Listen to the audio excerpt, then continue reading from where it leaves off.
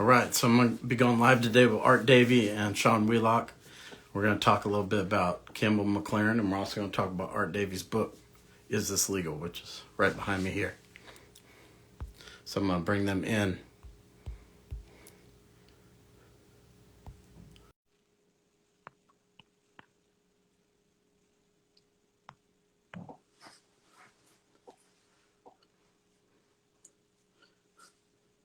We made the awesome. All right, so we got Sean. You driving? If I can flip my polarity, Todd, let's see if I know how to do this. And I do. How are you, pal? Yeah, I got to bring Art in here in a moment. See if that'll work. I'll be in my driveway in 5 minutes. Oh, okay. So I'll try to be good, but we can start. We can start while I'm driving. Thank you for doing so this. it's just maybe we could talk about a little bit about this while we're getting Art in here. He should join here in a moment. But, I had seen Campbell McLaren make a post today. I sent it to you where he's saying, today, 29 years ago, I launched the UFC. He doesn't mention anybody else. Kind of looks like he's just trying to make it look like he was the one behind it. Like, what do you think about that? Todd, it's consistent with what Campbell McLaren has done for at least 15, if not 20, if not 29 years. And first off, I'll say a couple of things. You know me. I think people who know me in this industry know that I don't talk bad about anybody. My basic personality is I like people when I meet them. People really have to prove to me they're not a good person for me to dislike them. And I think also I'm not someone who will ever say anything that I wouldn't say to someone's face. So I would happily say this to Campbell McLaren. This isn't something I'm trying to create a media frenzy or a Twitter war or anything like that. That's just simply out of my purview. That's out of my realm of understanding. This is what I'll say. Art Davie over the last 11 years has become like my later in life father. My real dad, I was raised by my mom, died in 2011. Serendipity, as it were, that's when I developed my relationship with Art. And so I'm protective of Art the way I would be protective of a close family member. And I try not to let this stuff bother me, but then this stuff bothers me. Campbell McLaren played a huge role in the creation of the UFC, which I'm happy to detail, and I will. But he was never an owner. He was never a creator. He was never a principal. He was certainly never the founder. And I don't know that pronouns have ever mattered more in the history of the English language than they do in 2022. Well, what about the pronoun I instead of the pronoun we? Or why was he not using us? So that's what we'll talk about. Here's the story on Campbell McLaren. So Art Davie had started to develop the idea for the UFC when he was an advertising man in 1989. You have graciously have our book, Is This Legal? Behind, and it's there. And I will say, too, that it was very important in Is This Legal? That Art and I actually have facts, FAX for people under 30. Not a fact, although we do have plenty of FACTS, but a fax. We reprint faxes that were sent, communications pre-email that were sent in the early 90s of the creation of the UFC as documentation. We also put contracts, of which Campbell McLaren was never a principal. Why wasn't he a principal? Because he wasn't an owner. Spelling out a timeline of what happened. Art Davie, by the time he found Campbell McLaren, had already been rejected by HBO, Showtime, and ESPN, amongst others, in launching the UFC. He already had Rorion Gracie behind him. They had already partnered. They had already created an LLC called WOW Promotions, War of the World Promotions, which was the working title of what became the UFC. Here's what Campbell McLaren did, which was his amazing contribution. He took a cold call from a guy named Art Davie, a man he had never heard of on the other end of the phone from Los Angeles when he was in his office in New York. And he heard Art's pitch, and he thought that it was genius, and he recognized Art's genius. He then flew Art out to meet with him at Semaphore Entertainment Group, paying for it through SEG. Campbell was the vice president of acquisitions for Semaphore Entertainment Group, so this was a pay-per-view company. They were mainly doing comedy concerts. They had tried a few things in sports. They did the Battle of the Sexes, too, with tennis. They did a tennis match between Martina Navratilova and Jimmy Connors. There's Art. Art, I'm laying out the Campbell McLaren contributions. You're doing a great And job. I'm just thank you, and I'm just telling the story about how he took a cold call from you in the summer of 1993, and he recognized your genius. And to Campbell McLaren's credit, he flew you out, Art, and Semaphore paid for it, and he introduced you to his boss, Bob Meyerowitz, who ultimately was the man who purchased the UFC from Art Davie. Bob Meyerowitz wasn't into it, so much so that he didn't even attend UFC 1. But Campbell McLaren saw the genius of it. Campbell McLaren's great contribution to history of the UFC and of MMA and of combat sports is that he became Art's champion. But I will tell you, had he passed, there would have been someone else. Because if you think that Art had already been told no by ESPN, HBO, and Showtime, amongst others, he wasn't then going to quit this 4-year pursuit because he was told no by a mid-level pay-per-view company called Semaphore Entertainment Group. So I have a belief, Todd, that most people in life aren't really liars. They're just exaggerators. As an example, someone maybe did jiu-jitsu for 6 months. 10 years later, they tell everyone they were a black belt. Somebody played Division II college football. 20 years later, they tell people they played in the NFL. These aren't flat-out lies. These become gross exaggerations where there's a basis of truth. And that's what I see with Campbell McLaren, is that he had a great contribution. And I still, and Art, you and I have talked about this basically the whole span of our close relationship. I don't understand what is it in Campbell McLaren that he cannot think, I played an integral part in this, and that's amazing. Why he has to turn into these gross exaggerations where the history is rewritten that are not only are you forgotten, Bob Meyerowitz, his boss, is forgotten. Your great partner, Rorion Gracie, is forgotten. John McCarthy is forgotten. Mark Lucas, your television director. Michael Abramson, Michael Wheelock from Semaphore Entertainment Group. All of those people are cast aside. And that's the issue on this, the 29th anniversary of the UFC, that really has led to this conversation. Yeah, that's what I was wondering. Like, it's one thing to, like you were saying, somebody make an exaggeration out of, playing Division II football or jiu-jitsu, but to do this massive exaggeration out in the public, on Twitter, that's a big difference, and I just don't understand why he does it. Well, Todd, Campbell once said to me, he said, when I am in business, I know that I meet guys who went to Harvard or Yale, and they've always recognized each other, and they've got like a secret handshake. He said, the other group that I've noticed identify immediately with each other are guys who had been in the Marine Corps. And I think that Campbell, who graduated with an MFA, a Master's in Fine Arts from Berkeley, always felt that he was operating from a deficit in a world surrounded by guys who went to Harvard, Yale, or were in the Corps. And of course, Art, you're a Vietnam veteran and served in the United States Marine Corps. But I'll tell you something interesting. Campbell actually contributed 2 things accidentally that were really crucial in what happened in the early UFC. Bob Meyerowitz did not go to the first UFC, Todd. He stayed back in New York. Now, we had been working out a 50-50 deal between Semaphore Entertainment and WOW Promotions, and we still hadn't signed it. Friday morning, November 12th, 1993, I run into Campbell in the lobby of the hotel, and he says to me, hey, you're going to sign the agreement today, right? I said, I got so much to do today. I'll take a look at it on Monday. And then Campbell let loose with the bomb.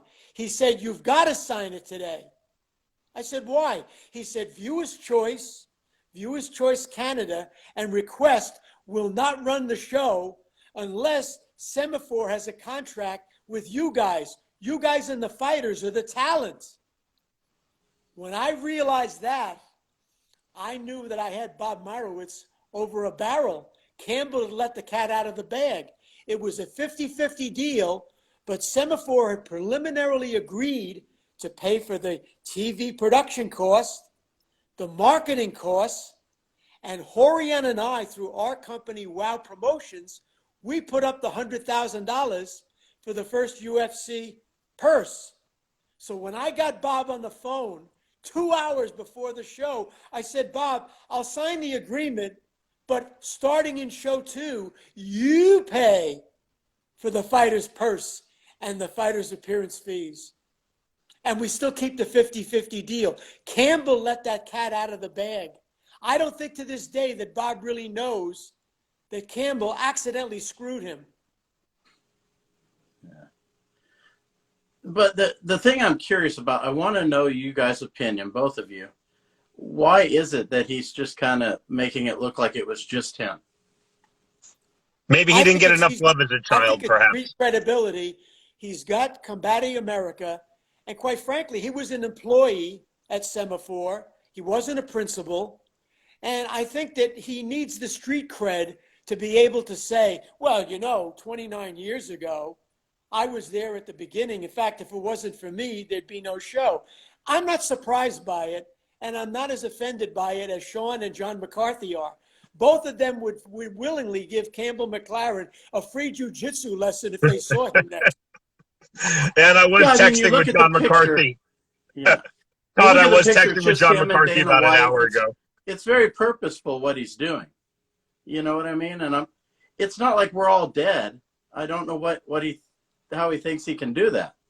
I mean, well, Todd, here's the thing, is that if you look at all of the interviews, it automatically as a default position says Campbell McLaren, UFC creator or UFC founder. There might be a co in front of founder or creator. Todd, if today you decided to call yourself Dr. Todd, I guarantee you in 10 years, people are going to call you Dr. Todd, and they're never going to question, is he an MD? Is he a DO? Does he have an EDD, a PhD? Did he just make this up? You repeat the same thing that people do it reflexively. And there are some fantastic members of the MMA media. I think about Mark Ramundi. I think about the John Morgan, Ariel Helwani, Josh Gross. And there are a lot of people who just don't have journalistic training, and they just write stuff reflexively. So it's almost like you would write former President Harry Truman or Olympic gold medalist Mary Lou Retton. You just write Campbell McLaren without thinking, did this guy really do it? You're just writing what you're repeating and putting out there. And even really good journalists who should know better fall into that trap. It's just putting things out there enough. And I'm half joking about Campbell didn't get enough love as a child, but I'm only half joking on that. I don't know about his child. Art, you know the man, I don't. But there has to be something empty inside of someone when they accomplish so much, and that's still not good enough, that they have to go on and embellish beyond that fact. If you played in the Super Bowl, why do you have to lie and tell people that you invented the Super Bowl? I'll tell you what Campbell did, though, before he met me. He had been involved in the Catch a Rising Star comedy nightclubs. And quite frankly, Campbell always fancied himself a stand-up comedian, but he never had the guts to do it. I once asked him about that. I think he always wanted to be Gilbert Gottfried, but he didn't have that kind of a comedic voice, and I don't think he had the confidence to get up on stage. But he was a funny guy with a master's in fine arts from Berkeley. And I'll tell you something else he did. After UFC 6, there was some decision about having a commissioner. They had hired Ron Van Cleef as the commissioner for UFC 5, and Ron had asked them for a computer and some expense money, and Bob fired him. So Bob said to Campbell, hey, what are we going to do about the commissioner? Campbell and I were talking the next day, and Campbell was trying to come up with something, and I said, Bob, I'll tell you what, tell Bob that he's already paying me per show to be, the booker, the matchmaker. I'm the new commissioner. Campbell went into the office and said to Bob, I got a great idea. We'll make Art the commissioner. And Bob said, hey, I like that idea. I'm already paying him. That's the true story. Campbell did that accidentally. Now, why do you think it is that history has been kind of trying to write guys like you and John Peretti out of the UFC? Why do you think that is? Well, I think part of it is that we're not as visible obviously, as Dana White, and Campbell still being with his hand in the industry with Combating America. And I'm sure Sean agrees. You know, if it keeps being repeated by people who are, MMA bloggers who are not really as deeply intimate, Todd, as you are, or an Ariel Helwani, then I think it gets repeated over and over again. And Campbell has taken advantage of that. I'm not as offended by this as Sean is. Sean really thinks that it's really reprehensible that Campbell does this with a straight face. He doesn't seem to have any shame about doing this. Oh, But then again, Campbell really wanted to be a comedian. I think he's having to laugh at a lot of people's expense, and I think that's part of Campbell's personality.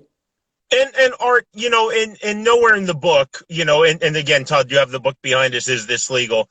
And it's Art's memoir of the 4 years of his life that I assisted with. Both of our names are on the book, but it's Art's first-person account, his memoir of creating the UFC.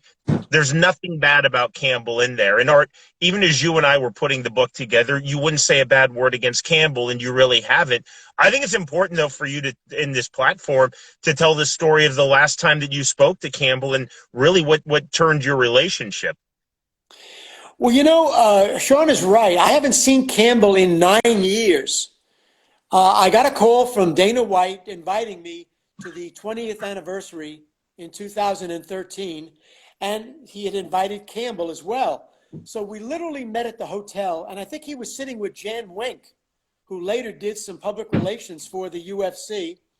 And I had come in with Sandra Alvarez Smith, who had done some documentary work, and she had a camera, and she was thinking about doing a documentary about the early genesis of the UFC. So she came to me to that restaurant, and she asked Campbell, she said, well, can I put you on tape a little bit? Campbell protested. He said, no. He said, I don't want to be publicly speaking out on this. Because she wanted to ask him while I was sitting there, what did you do? What did Art do? What was it like? You both were in the hotel at the Chateau Marmont in Hollywood and stayed in the room right next to John Belushi. And you guys smoked marijuana there together. She wanted to know the inside story of that. Campbell didn't want to be filmed. So I was a little offended by the way he was responding to Sandra Alvarez Smith. And then at one point during the conversation, Todd, he says something to Sandra about the fact, he said, well, you're married to James Smith. He said, I always thought he was gay. And I think Campbell was trying to make a joke, but it fell very flat. And afterwards, Sandra says to me, what the hell was that about? And of course, this is Jimmy Smith, who was my broadcast partner at the time at Bellator. And I don't want to tell tales out of school, but I will tell you when I saw Jimmy the next week at Bellator, and Jimmy is a legitimately tough guy. I think he was 5-1 or 6-1 in his pro MMA career. He is a legit black belt, and he legitimately is a really tough guy and an accomplished fighter. And Jimmy was not happy. And I'm recounting a conversation from 9 years ago, and I hope Jimmy doesn't mind me saying this. I hope he's proud I say this. Jimmy was like, if I see Campbell, it's not going to go well for Campbell. And it's not that Jimmy's a homophobe or any of us are. We're all massively supportive of gay rights. It was just an inappropriate thing to say. A woman he had just met, he never had met Jimmy Smith. It was just a weird, inappropriate thing to say. And I think he also said your husband is a Joe Rogan wannabe. I believe he also said that. I think you're right. Yeah, I mean, I confronted him today about the thing because I was just like, that's not cool to be doing that. You could say you helped and that would give you enough street cred. Why do you have to try and make it look like you're the guy who did it all? I just don't understand it, Well, Art was inducted into the UFC Hall of Fame in 2018. Hey, Art so graciously, one of the highlights of my life, had me read his induction speech. Bob Meyerowitz is in the UFC Hall of Fame. Campbell McLaren wasn't there. I don't know when Bob was inducted what Campbell did to his former boss, but as Art can tell you, Campbell never reached out to Art when he was inducted. Not a text, not a note, not an email. There were so many people from UFC 1 who came to watch Art be inducted in Las Vegas that night in 2018. Nothing from Campbell McLaren. And I've heard from the So, UFC that as long as Dana White is there, that Campbell McLaren will never be inducted into the UFC Hall of Fame, nor should he, quite frankly. Todd, when I first met Campbell, one of the things that I found out that he was taking a look at and investigating for Semaphore to produce for pay-per-view was Mexican midget wrestling. And I said, Mexican midget wrestling? He said, yeah. He said, we're looking at everything that might be, edgy or new. So when I approached him and sent him, and as Sean knows, I sent him a 2-page fax in those days, he was interested and he wanted me to come to New York. And what I brought with me was the Gracie in action tape, which had been done by a friend of Horion's, whose father, Victor Sherman, was a famous Hollywood director. And that video was incredible. And when we came to Semaphore, New York, I remember that Michael Pilat brought me down to his office and we put the video up on his screen. We popped it in the video in the recorder, and suddenly everybody in the office was standing in the doorway, including Campbell, watching that video. That video, more than anything that I said or did, and certainly more than anything that Campbell said or did, absolutely turned everyone on, including Bob Myrowitz. They watched that video with their mouth open. They were shocked because now they could see what I was writing about, in that it was a style versus style search for Superman. They got it immediately.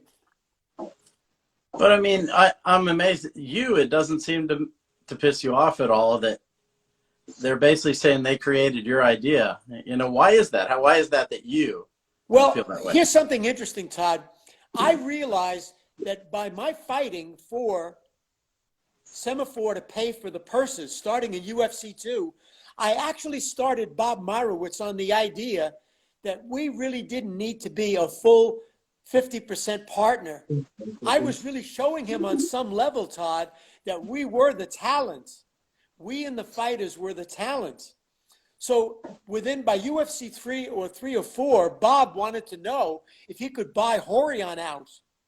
It was already starting to occur to him, I don't need all these guys. I said, you can't buy Horion out. I said, Wow Promotions, which is the company that Horion and I own, that we're the 50-50 partner. You can't buy one of us out.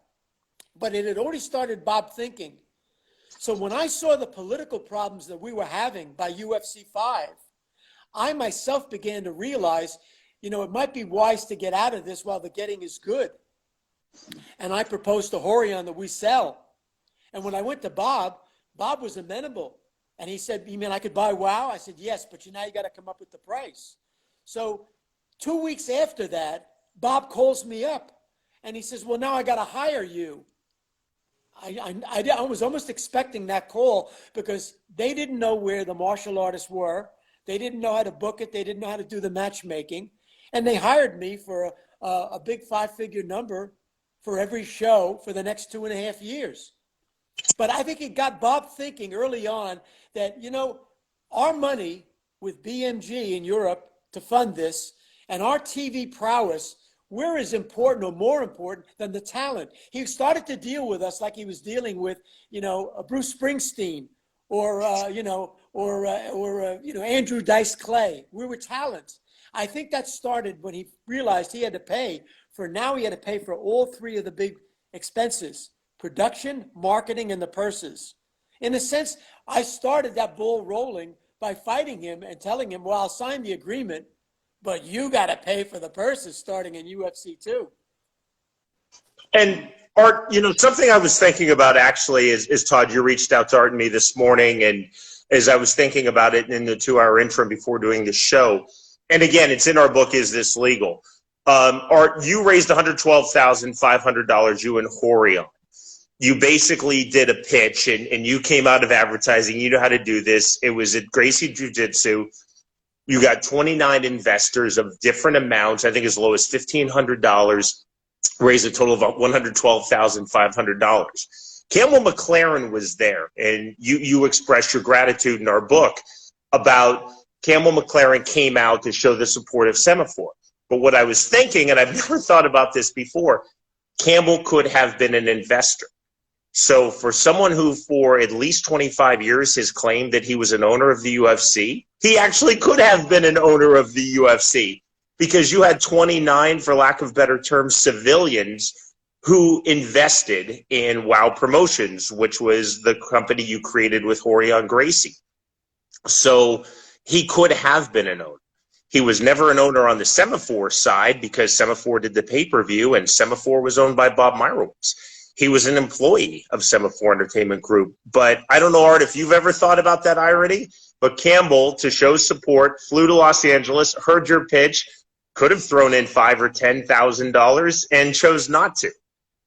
Yeah, at some point, he also made a statement to the New York Times, quoting from the fighter agreement that I had written and gotten my attorney to bless, about the fact that fighters could die. And Bob was furious because we were already getting pushback from the media and the politicians. And Campbell's statement, reminding them what was in the agreement, caused Bob to banish Campbell and bring David Isaacs up as the CEO for the pay-per-view that Semaphore was doing.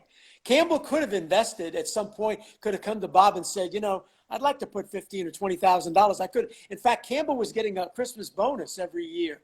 And he could have said to Bob, instead of the bonus, give me some action with this UFC deal. And he never did. That's really interesting in a way. We actually raised $250,000 from 28 investors. We put $112,000 into the first show, but that was our contribution. And Semaphore had Bertelsmann's music group that had been funding their concerts and comedy. So they had deep pockets. But Sean brings up a good point. Campbell never changed his own relationship as an employee. He probably could have said to Bob at some point, instead of giving me my Christmas bonus, $25,000 or $50,000, how about you give me a piece of the action on the WOW Semaphore deal? He never did that. Now talk about that a little bit. Like if you had put in 15, 20,000, what would that get you? Well, I really don't know. In all fairness, I'm not sure that Bob would have been amenable to have anybody buying any portion of SEG, but he could have asked for some percentage, perhaps participatory, with a particular project like with the UFC. Mm-hmm. Now, as Sean knows, Bob was confident enough in this deal that it was a 5-year deal. You know, the early publicity that Zuffa put out is that it was a one-shot. That was part of the revisionist history that, you know, they only expected to do one show. That was a 5-year deal. And in effect, I knew how deep we were in. So by UFC 2, the Bertelsmann's music group people had flown in from Frankfurt and were sitting there at the show. They watched UFC 2 from the truck. They wanted to see where their money was going. So Campbell maybe could have said to Bob, you know, you ought to give me some piece of this action. And he never did. I doubt whether Bob would have been willing, because he and Ellen, his wife, owned Semaphore Entertainment, to actually give him any percentage of SEG. But, you know, it could have looked at it as a particular project and brought Campbell in as a participatory investor or employee. Campbell never did that. It's interesting.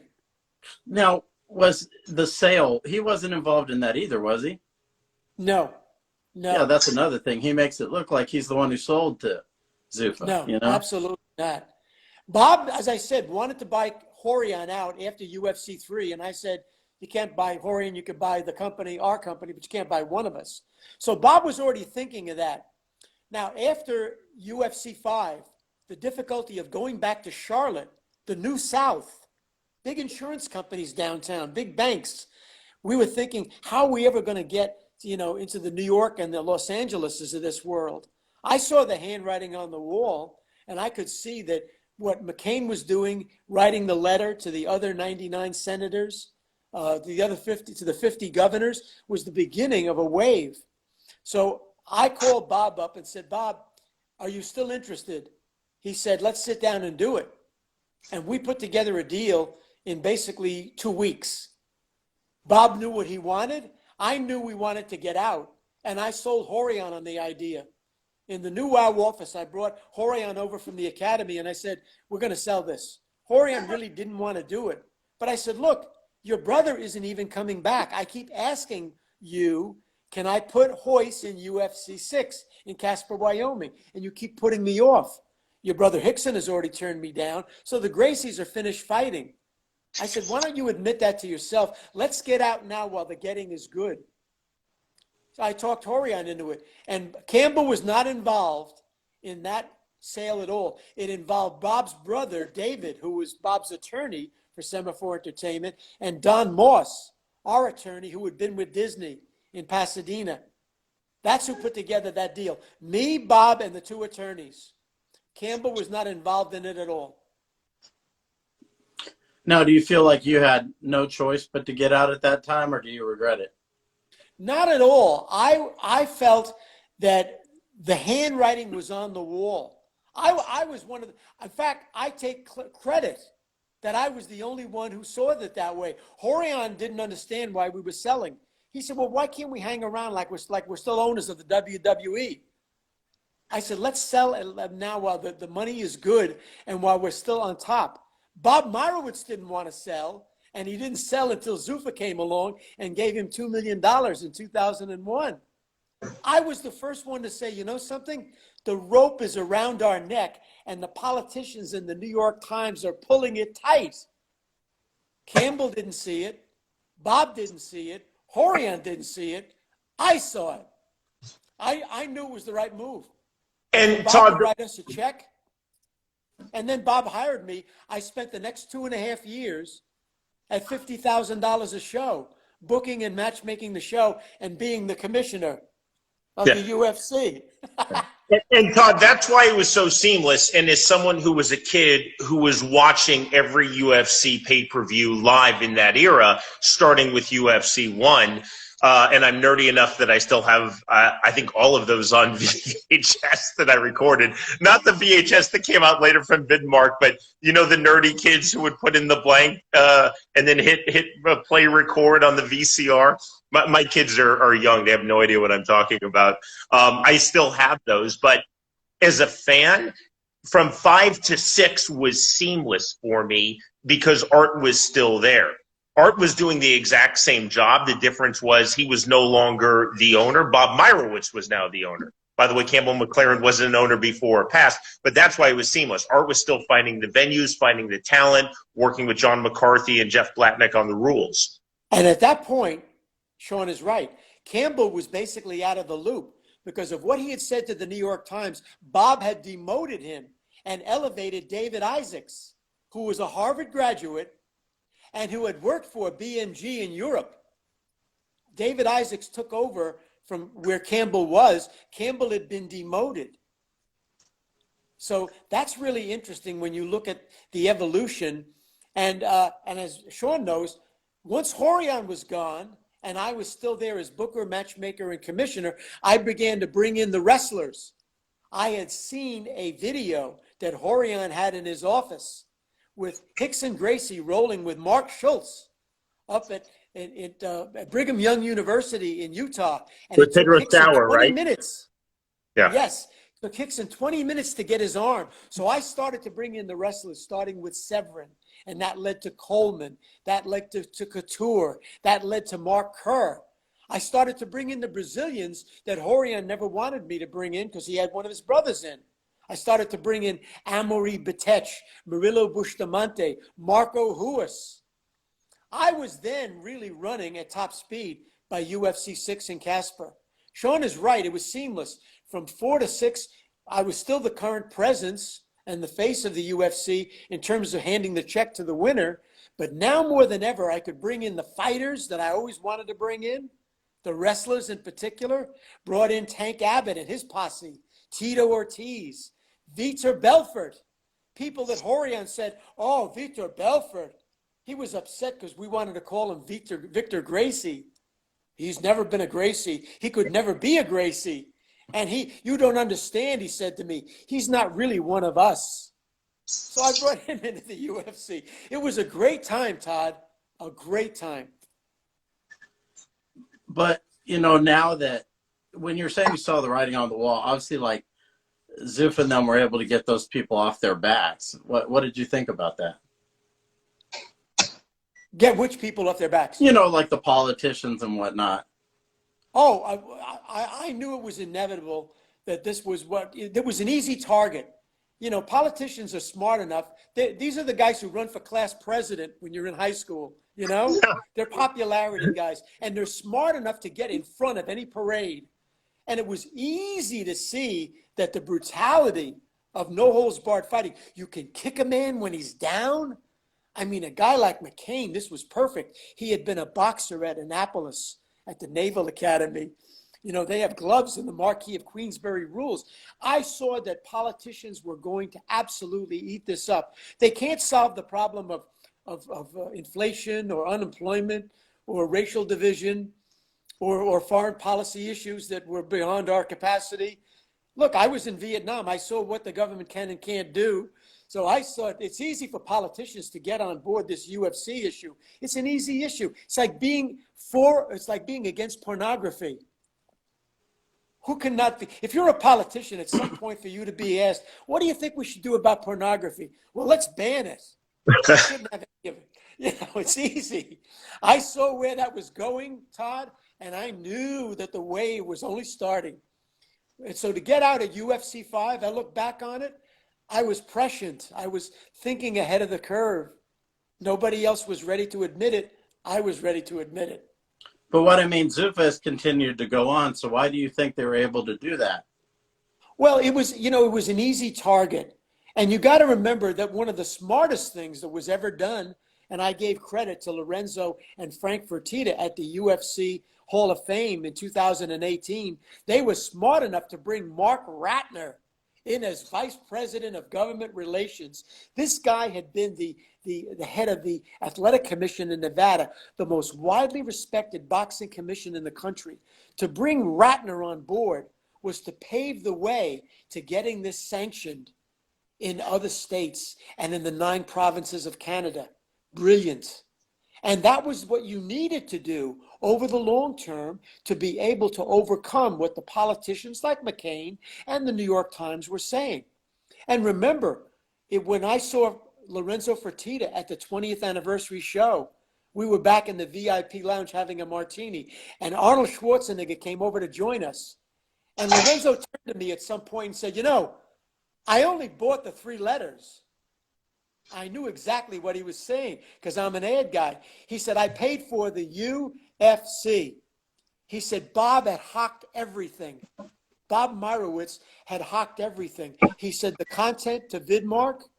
He said, the patent on the octagon, intellectual property like the name. He said, I had to buy some of that stuff back.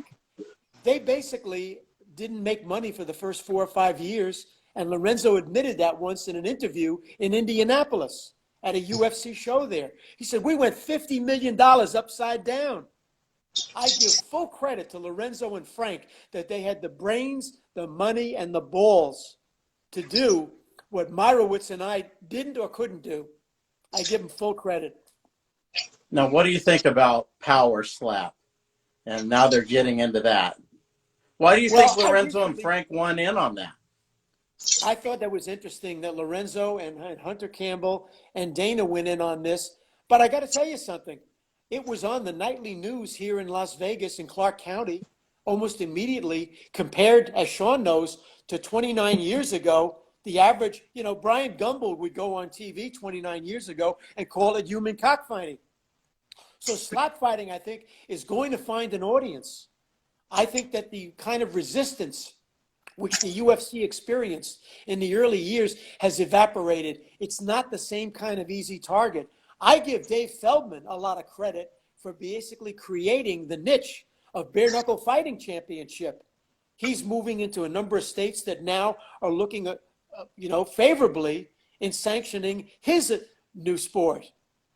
The old opposition, which we saw in the first, from 94 to 97, those were the dark years. Yes. The New York Times, the LA Times, the Washington Post, ABC, CBS, NBC, John McCain, the mayor of Denver, the mayor of Charlotte, North Carolina. How about the time that I went to Detroit and we did a show at Cobo Arena where Joe Louis had fought? We had a sellout. And the judge tells Bob Meyerowitz on Thursday and John McCarthy, I'll let you guys do this event, but you have to promise that there'll be no closed fist punching on Friday night. You have to ban that. So Bob said to me, what are we going to do? I said, I'll make a speech to the fighters. So that night in the dressing room before the fight, I said, listen, you guys, if you guys punch tonight with a closed fist, I'm going to fine you $100 for each punch. Big McCarthy was standing behind me, and John had a big smile on his face, like Art is saying this, but you guys need to read between the lines. Well, that night, Mark Schultz gets in there with Big Daddy Goodrich, the world arm wrestling champ, and he hits him, Todd, with 41 unanswered closed fist punches. Monday morning, the judge wants to see a video of the Friday night event.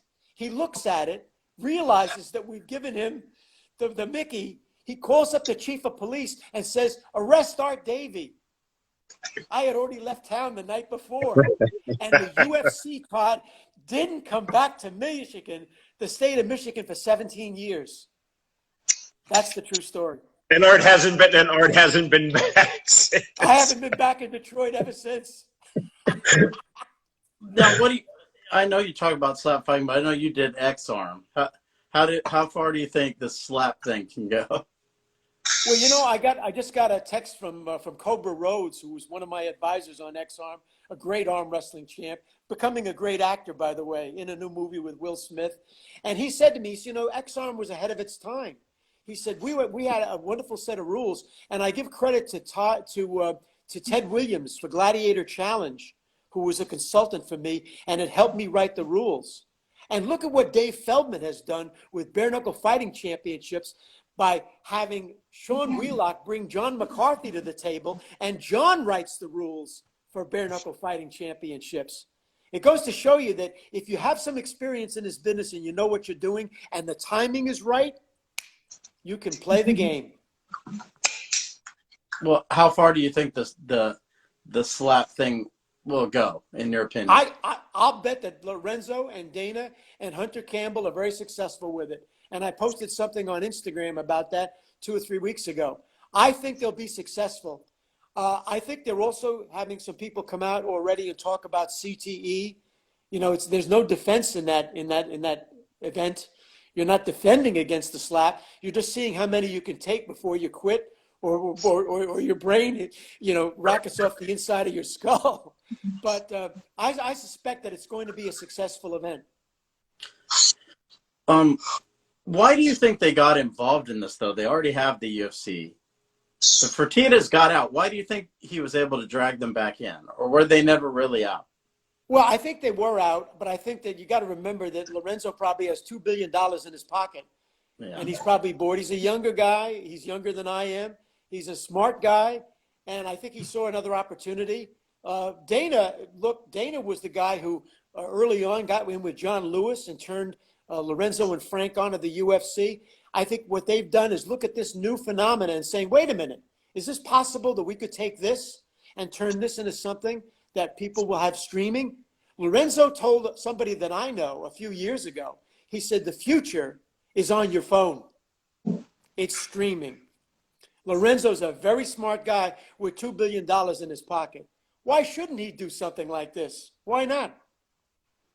Yeah, someone else told me that too, but I was wondering what you guys thought, because, you know, if you get out of something, I wonder if you, like when you get out and you get dragged into something like this again, I wonder if you did it reluctantly or if he was all over it. Oh, it's a fight game, Todd. You know it. It's the fight game. Once you're in, man.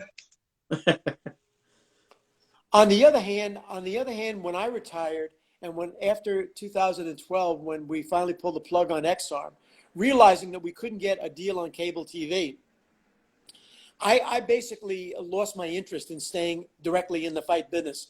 But then again, I'm 20 years older than some of these guys. I'm much older than Dana, and I'm older than Lorenzo.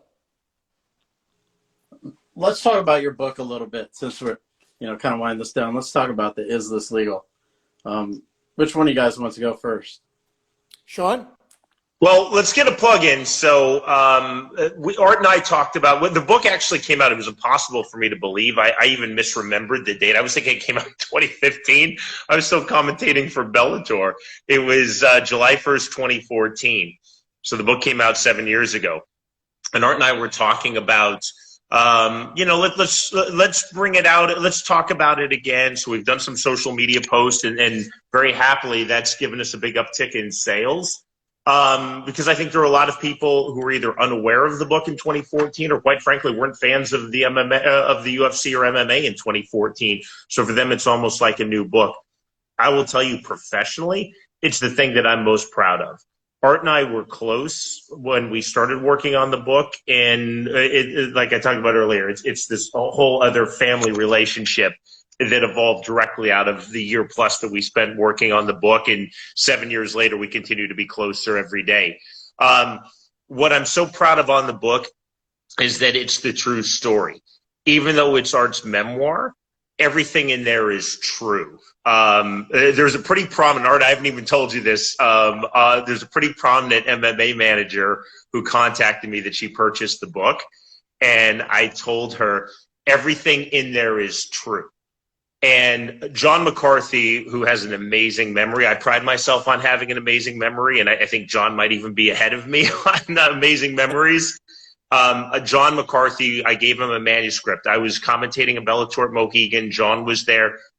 I printed off and gave him the physical manuscript before it went to our publisher. And I had John read it. And I said, John, if there's anything that you think is false or is being misremembered or misconstrued, tell me. John said, no, everything is correct in there. And I'm so proud of that, because historically it had to be accurate. You know, you read a lot of memoirs, you read a lot of biographies, autobiographies, and you know that people are playing loose with the facts. So I wanted this to serve as Art's story and his memoir and get Art the credit that he so absolutely deserves. But I also wanted this to serve as the historical record. You know, Clyde Gentry has done some amazing stuff documenting the early days of the UFC. I've read other books that I think hit it, but those are all second person. When you have the person who actually did this telling the story, but telling it in a way that's true, and Art's not trying to put himself over, he's not trying to settle any scores, he's not trying to continue with any grudges. And by the way, Art's incapable of keeping a grudge. You still hear he hasn't said anything bad about Campbell McLaren on this interview. It's the true story, and that's what I'm so incredibly proud of. So the book retails for $24.95. If you went to Amazon or Barnes & Noble, that would be the cover price, and that was set by our publisher. Art and I have done a special this month, $14.95, and that's the pay-per-view cost of UFC 1. Believe it or not, was $14.95, 29 years ago today, November 12th, 1993. So all month long, we're selling the book for $14.95 is that price.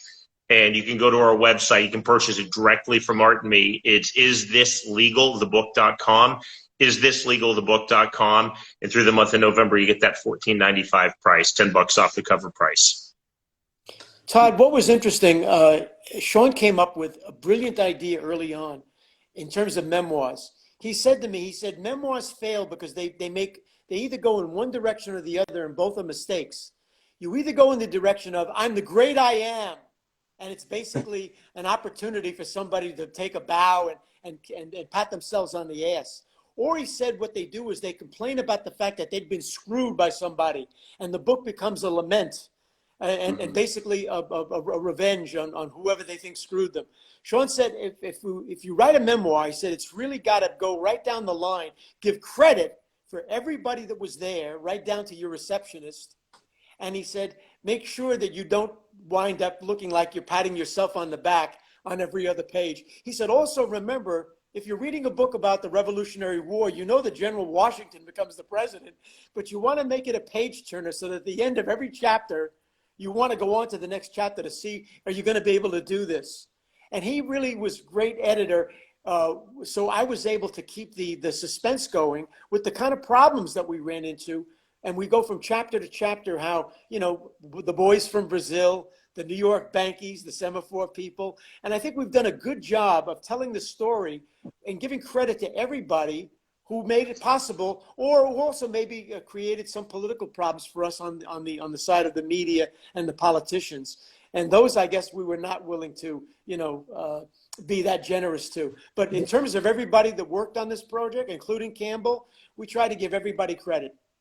Yeah, and you'll see how magnanimous Art is, and it's truly an Art's wonderful character and personality is that he's incapable of being mad at anyone or holding any grudges. Everybody who deserves credit gets the credit that they deserve. Horion Gracie, Bob Meyerowitz, Campbell McLaren, John McCarthy, that people who are lesser known, who were there at the Gracie Academy, or people from Art's childhood, or when he was working as an advertising executive. What really struck me when we got into this book was how this was destined to fail. It's not one of those, oh, this is a great success story, it was bound to succeed. No, this was actually bound to fail. And it was bound to fail because every way that Art went, every direction he turned, people said, this is the worst idea I've ever heard. Martial arts, my wife is laughing in the background, and it's true. Martial arts people said this is horrible.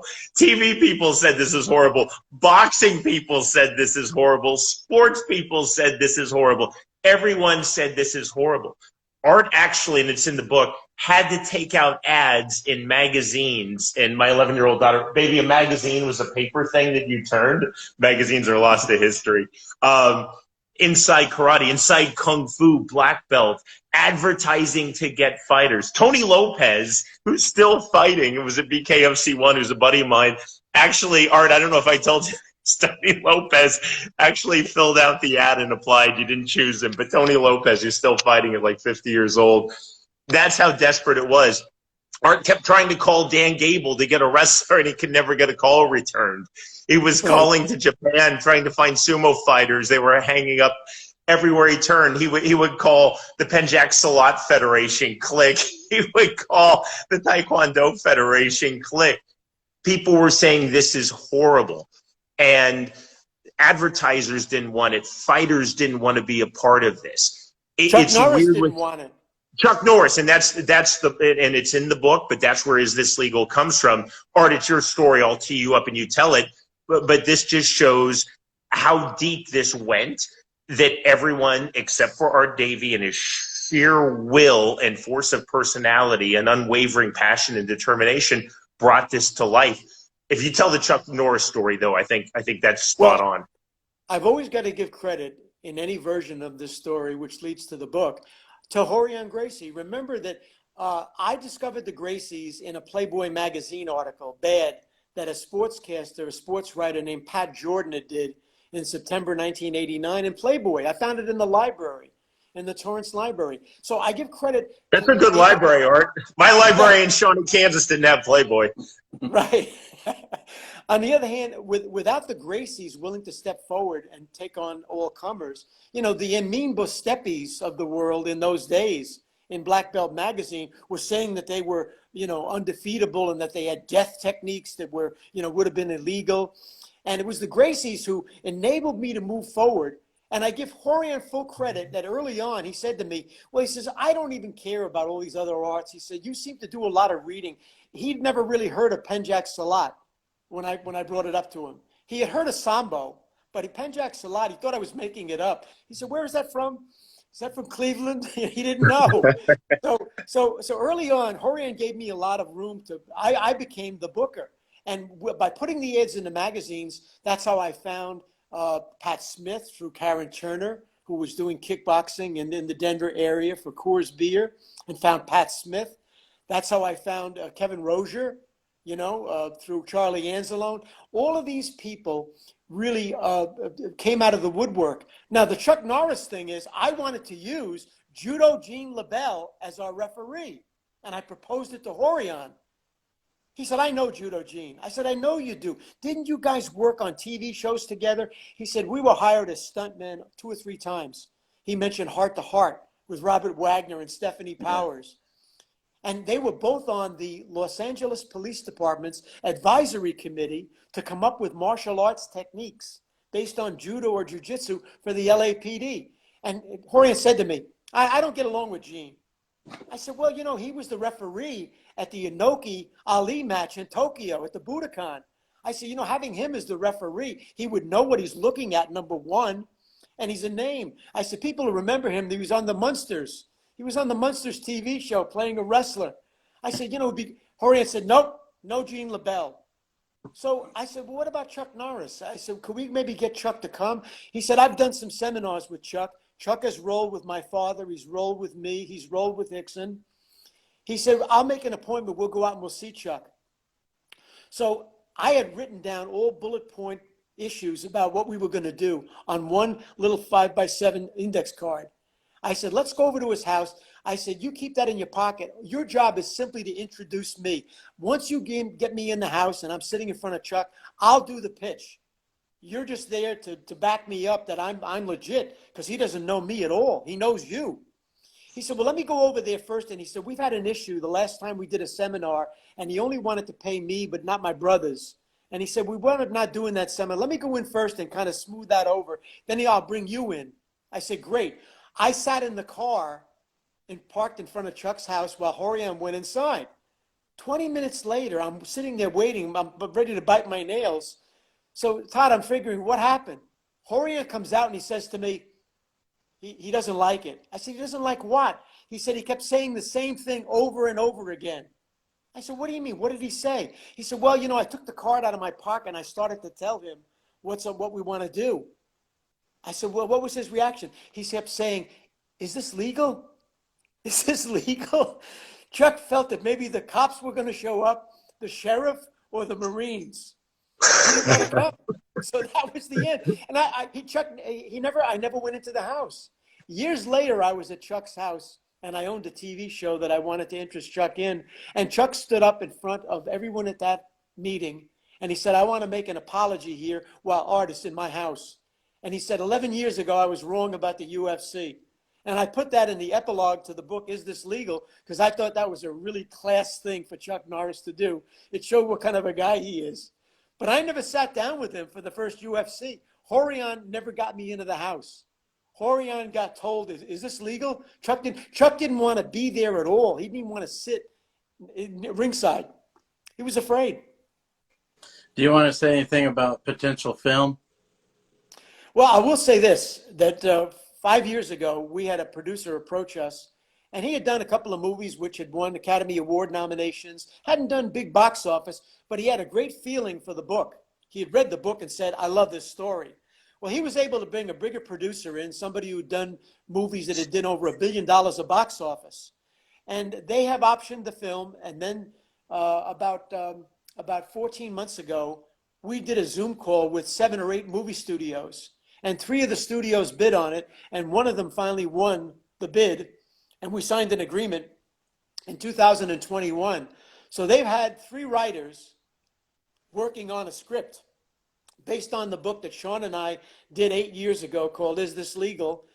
And they've even got a director selected. They've got a woman director, and they're just polishing up the script. I think it'll go in front of the cameras early part of spring or summer of 2023. And what do you think, Sean? Yeah, absolutely. I mean, it's funny because both Art and I, coming out of the fight world and out of TV, I mean, I just did a show last night. I'm on pace to do over 40 shows again this year, and I'm like, this is the pace I work at. So, I'm over 100 shows in less than 3 years. Knock on wood. Typically, and we're like, okay, this takes time, but it's just a completely different pace with the film world.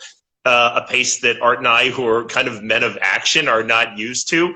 But as long as it continues to move in the right direction, and we have a real entertainment lawyer who has negotiated real contracts with really major players, it just takes time. But then Art and I console ourselves by looking at films and we'll say, it took like 14 years to make this film, and it took 11 years to make this film, and it took 22 years to make this film. So we get it. It's not fighting. It's not live sports television where somebody cooks something up and a couple of months later you're live to the world.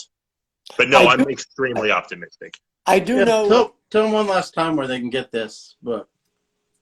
So Is This Legal? Thebook.com. Is This Legal? Thebook.com. You can buy directly from Art and me this month for $14.95. Again, if you find it on Amazon, you find it in store at Barnes & Noble.